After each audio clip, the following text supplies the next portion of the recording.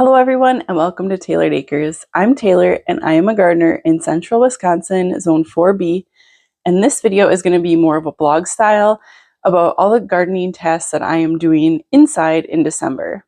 So I am starting lisianthus, starting some rosemary, taking care of my cuttings.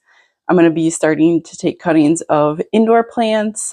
I'm trying to process my seeds, and I'm baking up my herbs that I have harvested and dried out for my garden. My first task for December is planting my lisianthus. So I meant to do this around December 15th, and it is currently the 23rd, so we are finally getting it done.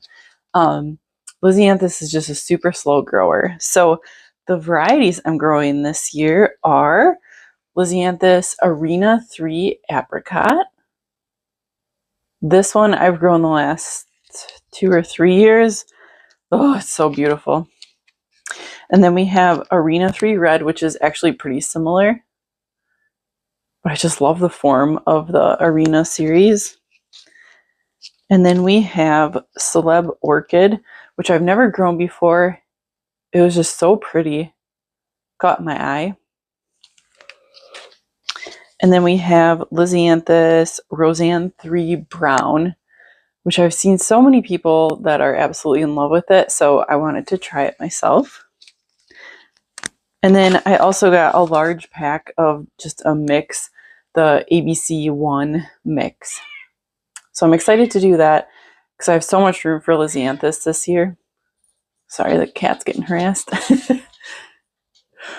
So I'm excited to grow a big mix and a large amount of lisianthus for this year. So I pre-filled my trays already, but I am going to get the vermiculite on top of it too. And I don't know what he just found to eat out there. And spray them in. And then I'm going to put the pelleted seed on top and spray it again. This extra spray, or having everything sprayed down first, makes those little tiny pelleted seeds. And you can even see how tiny those are there. Makes it easier for it to be flat before you put those on there. So yeah, I'm going to get those all prepped next.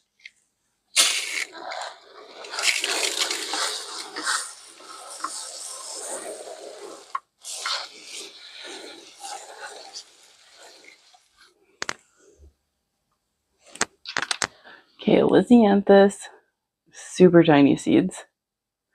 And I believe that they or light aids germination for these guys, but you also need to spritz them to break down the pelleted casing on them.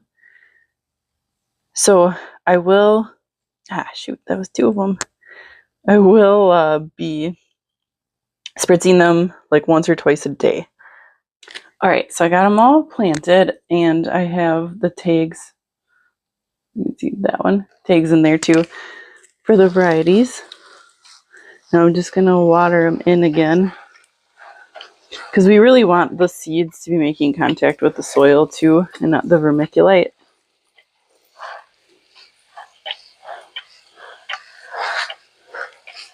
So I did notice one other thing when I was doing this is that for some reason the coating on these is like very tender. So I did end up like crushing some of them, which I've never had that happen before. So just something to watch out for.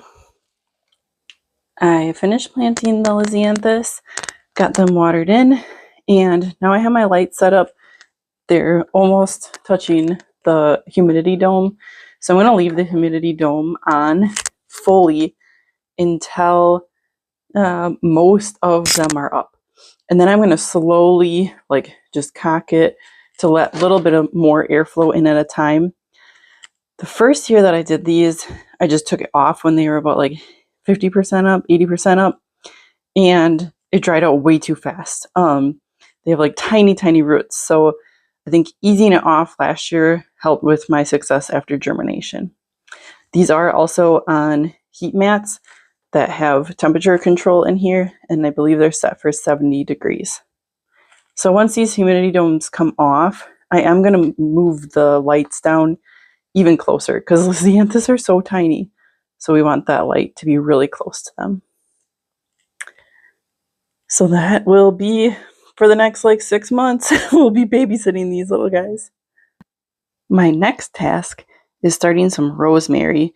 Now, it does say 10 weeks before last frost, but I started these really early last year because my son just wanted to plant something randomly one day, and they turned out really nice because the plants were a lot bigger. You may need to pot them up if you start this early, but I got a huge harvest from mine. I'll show you here my harvest from my plants this last year. Here it is, and I have used some already, so this wasn't all of it, but I mean, it was a really decent amount of rosemary, and all from seed. So I got the rosemary planted, and check out this little spinach or salad box that I got my salad in. Those two fit perfectly in there for a humidity dome. Love that.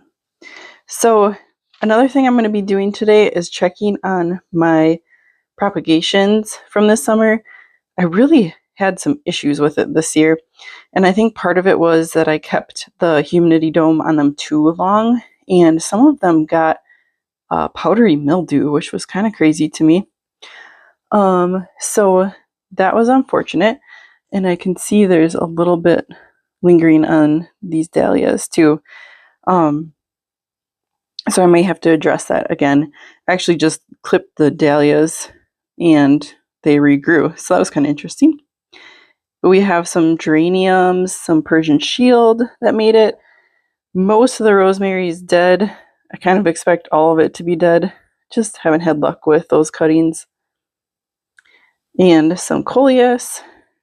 And then some geraniums for my mom. Look at how gorgeous those are, and they're like blooming their heads off right now, which is hilarious. So those all look really good, and I'll show you a couple more here. So here's my tray of misfits that I ended up moving my cuttings by the back door so that I walk past them every day and remember to water them instead of being in the seed starting room where I don't go in there every day. So this was a Gara that I dug up, and it's pretty healthy because I don't know if it's going to survive winter here, and they like only sent out 2 blooms this last year, so I'm trying that. I wish I could like propagate it, but I don't know that you can do that. And then this was a sedum, an annual sedum. So we're going to see if that makes it through. It's getting kind of leggy, but we'll see. And then I just have a random collection of plants here as well.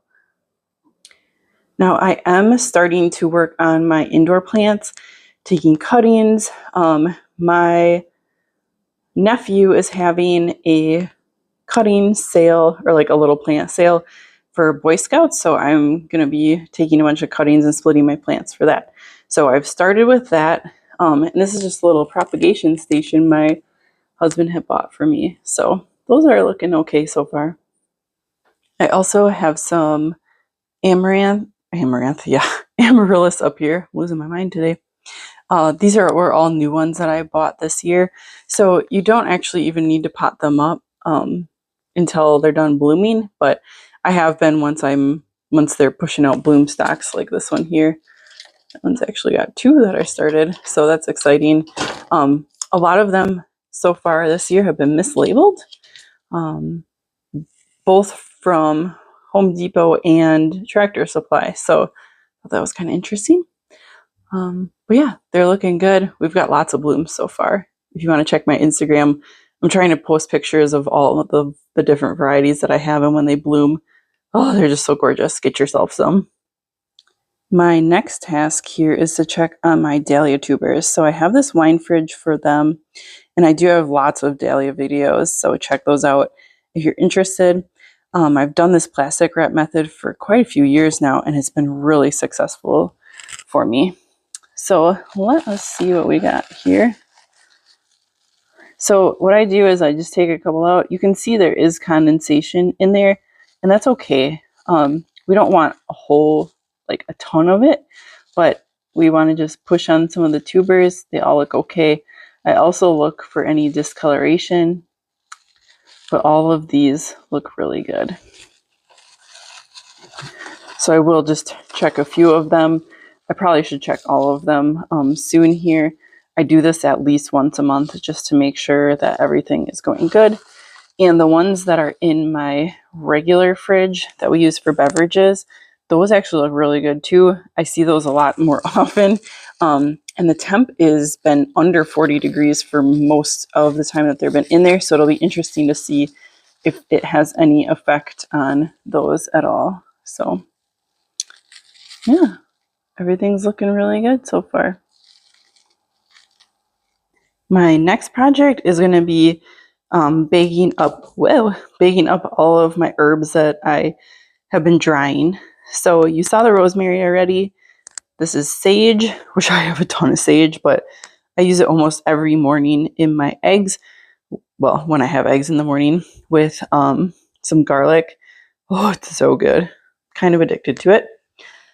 And then I have oregano and some lavender, which I'm not really sure what to do with the lavender. Let me know what you do with yours. I'm just not really sure. I also need to finish cleaning up my garlic, and these are shallots. I already took care of all the onions. I diced them and froze them, and actually we're almost all the way through them already. I need to grow like twice as many onions that I did last year. And I actually don't have all that much garlic left either. We just use so much. It's so good. So I have this, and then I have some downstairs as well. Still, I'm hoping we still get through the year with them, but in the future I may need to plant more. But a lot of my cloves were really big this year, and those are the ones that I planted out. So I think that alone kind of left me with less, because some of the bulbs only had like 4 or 5 cloves in them. They were just huge, which is super nice. But yeah, kind of leaves you with less to plant then. My last task for December here is to process everything that I seed saved. So I have my mix of dahlias, which is from the front of our house, where it's just like all my favorite dahlias. So those are this mix. And then I also have the precious metals, which I've been growing in the back of my house. And these all came back true to seed this last year. So I'm hoping that they do again next year. So those are those ones. And then I have a ton of celosia that I seed saved. I don't know if you can see in the bottom there how much seed there is.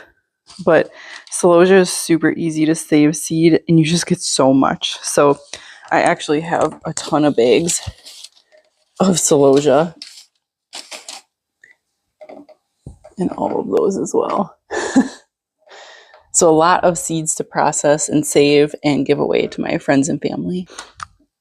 I should go over quick how I save these seeds. So the celosia, I mean, you can just, and you can hear how many seeds are in there. So those are really easy. You can also take them in your hand. These are like all out already, but just crush them a little bit and get it to focus. So all of these little florets have seed in them. There, you can see one on my finger. They're just little tiny black guys. There we go.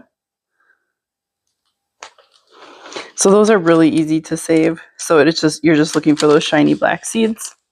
And then for zinnias, some of these seed heads do have them in it too, so you just want to crush them. But it's the petals that have, will definitely have the seeds on them. So you can see that end is the seed. And the seed should be hard, like that you can't bend it with your thumb. So that will be a nice viable seed. I've also heard that the ones that are like arrowhead shaped like this will give you doubles. I don't know if that's true or not. That is what I've heard. So usually I'm trying to plant the ones that are more this arrowhead shape, or the skinny shape, I should say, than the arrowhead shape. Let's see if we can find one like this one here, where it's like really wide and flat. I don't know if you can tell the difference really. But those are usually singles. It's just some interesting dahlia facts, but those I will crush them all up and save those as well. And that's it for this video. Thank you for joining. Take care.